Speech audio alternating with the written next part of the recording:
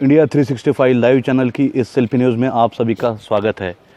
सामाजिक कार्यकर्ता अंजलि दमानिया और पूर्व मंत्री एकनाथ राव खड़से की जुगलबंदी अब काफ़ी तेज़ हो चुकी है। आए दिन दोनों ही लोग एक दूसरे पर छीटाकशी कर रहे हैं। बड़े वार प्रतिवार करने का इनका प्रयास रहता है। आज एकनाथ राव खड़से ने अपने मुक्ताई बंगले पे एक संवाददाता सम्मेलन लिया और उन्होंने आरोप लगाया है कि अंजलि दमानिया के दबाव के चलते या किसी बड़े लोगों के दबाव के चलते जो पुलिस अधिकारी है कडलक नामक, उनको बदल दिया गया है। तो खड़से ने सवाल उठाया कि अब आरोपी डिसाइड करेंगे कि तपास अधिकारी कौन हो। क्या कोई बलात्कार का आरोपी डिसाइड कर सकता है कि इन्वेस्टिगेशन ऑफिसर कौन हो, या कोई कातिल कैसे ये कह सकता है कि मुझे ये इन्वेस्टिगेशन ऑफिसर पसंद नहीं है।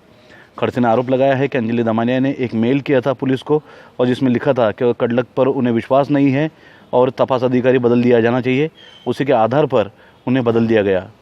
अब ये देखना दिलचस्प है कि खड़से ने कहा है कि इस मामले में अगर उन्हें न्याय नहीं मिलता है तो वो निश्चित रूप से अदालत का दरवाज़ा ठकठकाएंगे। आने वाले दिनों में ये देखना दिलचस्प होगा कि किस तरह से ये दो दिग्गजों की लड़ाई किस तरह का मोड़ लेती है। इंडिया 365 लाइव के लिए मैं अयाज मोहसिन, जलगांव से। जे आपले अधीक्षक आहे त्याच्यावर तुम्ही नाराज आहे, बाकी सत्ता आपली असताना सुद्धा असं काही घडते तर तुम्ही काय म्हणत त्याच्यावरती? मी नाराज वगैरे नाही. पोलीस किती दबावाखाली काम करत आहे, एक तर कुठला दबाव आहे मला माहिती नाही, परंतु सत्ताधारी पक्षाचा मी आहे म्हणून नाही, कायद्याने नियमानुसार याची चौकशी झाली पाहिजे हा माझा आग्रह आहे. या संदर्भामध्ये सगळे पुरावे आयोगाने जमा केलेले आहे. यामधून बरेचसे तथ्य बाहेर आलेले आहे आणि आयोगाचं काम अत्यंत प्रामाणिकपणे सुरू आहे. त्याच्या संदर्भातले कुठलीही तक्रार नाही.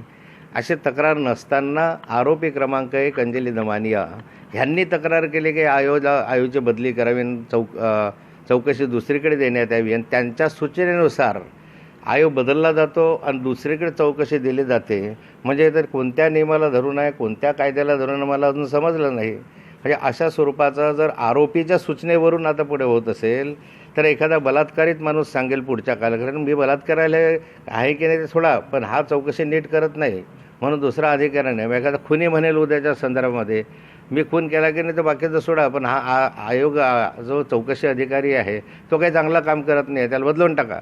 म्हणजे आता जो मूळ या ठिकाणी आरोपी आहे त्याच्या सूचनेनुसार आता सरकार चालतं आहे, हे नियमाच्या बाहेर आहे. आणि यामध्ये माझं स्पष्ट मत आहे की मी या संदर्भामध्ये कायद्यानुसार नियमानुसार मागणी करतो आहे, मी संघर्ष करतो आहे. माझ्या तक्रारीची नोंद घेतली गेली नाही 1 महिना, त्याच्यावर FIR करा अशी असूनसुद्धा मला शेवटी न्यायालयामध्ये जावं लागलं, न्यायालयाचे आदेश प्राप्त करावे लागले, पण तक्रारीची नोंद झाली नाही. मग नंतर FIR झाला. न्यायालयाने आदेश दिलेला आहे की याचा FIR करा, इन्व्हेस्टिगेशन करा आणि न्यायालयाला कळवा. तरीही या संदर्भामध्ये पोलीस म्हणजे न्यायालयाचाही अवमान करत आहे. त्यामुळे यापुढे न्याय जर माझ्यासारख्याला न्याय मिळत नसेल तर सर्वसामान्य न्याय मिळण्याची अपेक्षा या पोलीस अधिकाऱ्यांकडून किंवा या पोलीस विभागाकडून मला तरी नाही. म्हणून यांच्याविरुद्ध मी न्यायालयामध्ये दाद मागणार आहे. पोलीस आरोपींना पाठशी घालते का? या केसमध्ये पोलीस 100% आरोपींना पहिल्या दिवसपासून पाठीशी घालत आहे. ते वाचवण्याचा प्रयत्न करत आहे.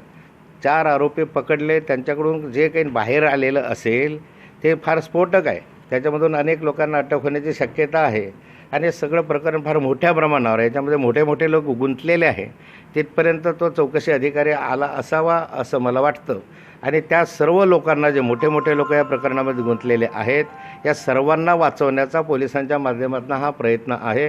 परंतु तो प्रयत्न मी हाणून पाडेल. मी शेवटच्या क्षणापर्यंत याचा संघर्ष करत राहील. आणि यामध्ये तर पोलिसांवरच प्रश्नचिन्ह आहे की आरोपी सांगतो आणि पोलीस त्या आरोपीच्या याच्यानुसार निर्णय घेतात. हे तर फार अजब झालं. महाराष्ट्राच्या किंवा देशाच्या इतिहासामध्ये फार रेअर उदाहरण असेल. म्हणजे मी म्हणतो त्याला एखादं उदाहरण मला सांगता येत नाही, पण रेअर उदाहरण असं असावं की आरोपीच्या सूचनेनुसार आता पोलीस बदलवायला लागलेले आहे. आता उद्याच्या कालखंडामध्ये आरोपीलाच सांगावं लागणार आहे की बाबा रे, या DSPची बदली करा, या पोलीस अधीक्षकाच्या ॲडिशनल SPची बदली करा. आणि मग सरकार ते करेल. कारण आता मूळ ज्याच्यावर अन्याय होतो त्याच्यावर त्याचं ऐकण्याचं नाही आहे. ज्यांनी अन्याय केला किंवा ज्यांनी हे बनावट कागदपत्र केले, फेक कागदपत्र केले, हे पुराव्यानिशी जवळपास सिद्ध होण्याच्या मार्गावर असताना त्याला अटक करण्याच्या, अंजलि दमानिया वगैरे यांना अटक करण्याच्या ऐवजी आयोग बदलून टाकणं मला वाटतं की फार अति झालेलं आहे. बहुत जिस दिन अंजलि दमानिया जलगांव में आए थे, उन्होंने खुले रूप से चुनौती दी थी कि मैं यहाँ पर मौजूद हूँ, सार्वजनिक जीवन में उपस्थित हूँ, पुलिस चाहे तो मुझे आके गिरफ्तार करे अगर मैं दोषी हूँ. श्रीमती अंजलि दमानिया पुलिस को इतना आह्वान करने के बाद भी पुलिस उसको कुछ नहीं कर सकती, ये यहाँ का उदाहरण है।